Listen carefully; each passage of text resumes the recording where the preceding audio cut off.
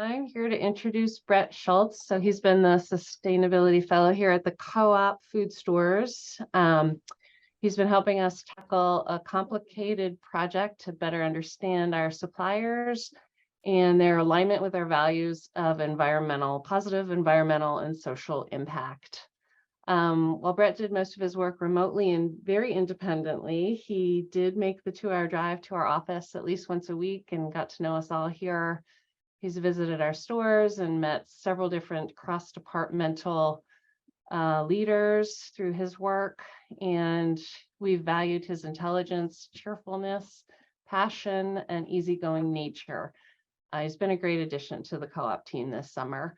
So we've enjoyed having him be a part of our team, and we sincerely thank him for all of his work, and we're excited to see what he accomplishes in the future. So I'll turn it over to you, Brett. Awesome. Thank you for the introduction, April. This opportunity has been great to work on this project and work alongside you and everybody else at the co-op. Hi, everybody. My name is Brett Schultz. I'm a rising sophomore here at UNH, studying accounting, entrepreneurial studies, and sustainability. And this summer, I had an awesome opportunity to work on behalf of co-op food stores to help them increase their B Impact Assessment score and help them improve the social and environmental performance of their supply chain.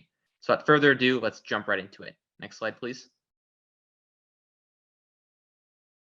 All of a sudden.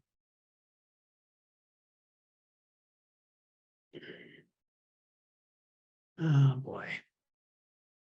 Sorry, Brett. It's all good. Control.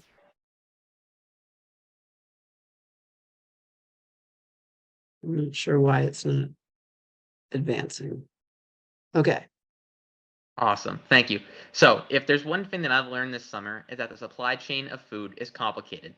There are so many moving parts, and nowadays it's not only difficult to find out where food comes from, but it's difficult to find out the practices involved in the production, distribution, and processing of our food supply. This presents a very difficult challenge for an organization like Co-op Food Stores. As a triple bottom line business that prioritizes people, planet, and profit, it's becoming increasingly difficult for them to find out which products and brands are sourced sustainably, ethically, locally, and in other ways that align with their values. In short, because the supply chain of the retail food industry is becoming increasingly complex, it is becoming increasingly difficult for them to put their values into practice. Next slide, please. So to help alleviate this issue, I created multiple databases which flag the 7,000 brands that the co-op carries and the 70,000 products that the co-op carries based on if they had various third-party certifications, including B Corp certification, Fair Trade certification, and more. I also created supplemental databases that flagged products and brands that were local and minority-owned. With all of this data, we were able to put this work into policy by creating a product designation initiative and similar documents. Another key aspect of this project were the elements of community outreach and stakeholder engagement. For the last few weeks, I've been able to have multiple conversations with local farmers and local vendors the co-op buys products from, where I was able to ask their opinions on this project. While all of them were in full support of the product designation initiative, many of them had mixed opinions on third-party certifications.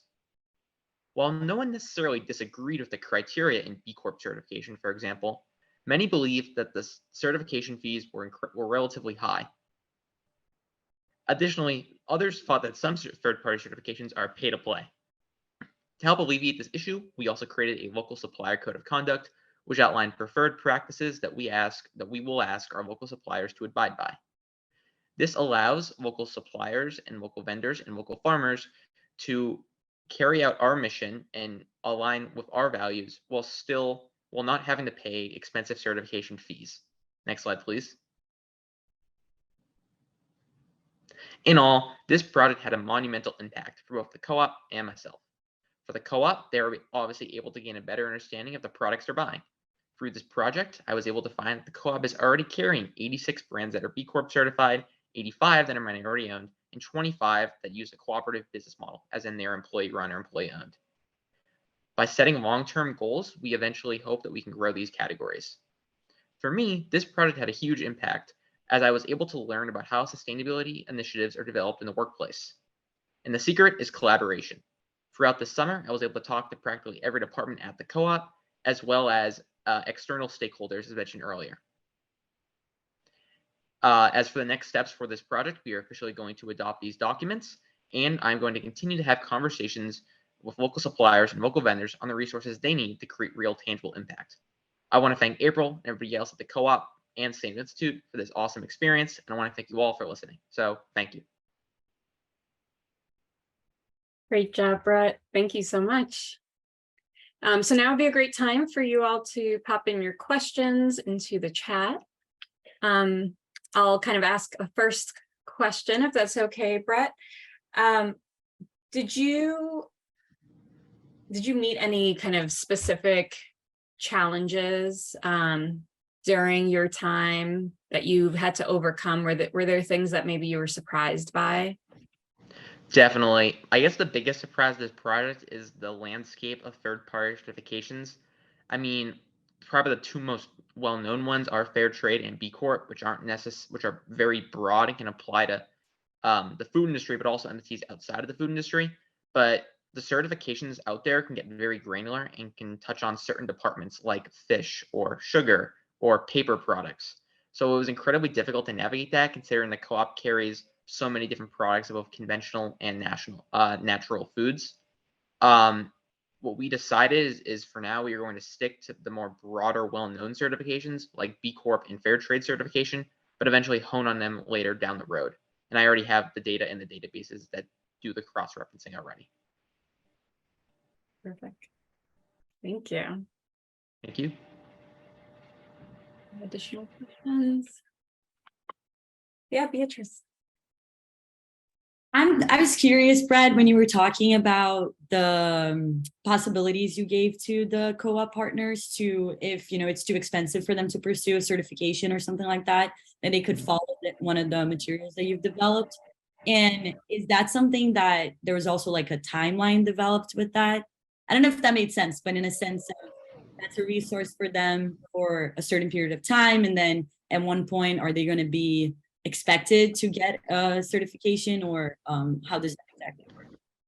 Good question. So we've decided to kind of start us off with a real soft touch approach, in the sense that we aren't even outlining anything in the supplier code of conduct as an expectation, but rather a guiding practice, because we understand as a local supplier or local vendor, you don't probably have the capital necessary to make all of these sustainability related changes. So as of now, yes, we are sticking with the guiding practices, but eventually the goal is that we can have these local vendors and suppliers sign on, making commitments towards these long-term goals. There's one more question in the chat from D. Fitzgerald saying, could this work scale to other co-ops and become a model? I think so. One thing that I've learned since like day one that April taught me is that co-ops love to support other co-ops. So I feel like, yes, there's definitely like elements where collaboration could be necessary. Actually, there's one cooperative out in Washington State that has already done this, but just for minority-owned businesses. So we really actually took what they're doing as a reference and we expanded to third-party certifications, local businesses, etc. So that co-op supporting, or is already happening already, which is great to see. Beautiful. Thank you. Great work. Dee. Fane, I just wanted to say on top of that, I imagine the consumer would be thrilled to know that this kind of work is going on and that the co-op is doing this level of diligence with their supplies, their supply chain and their sources.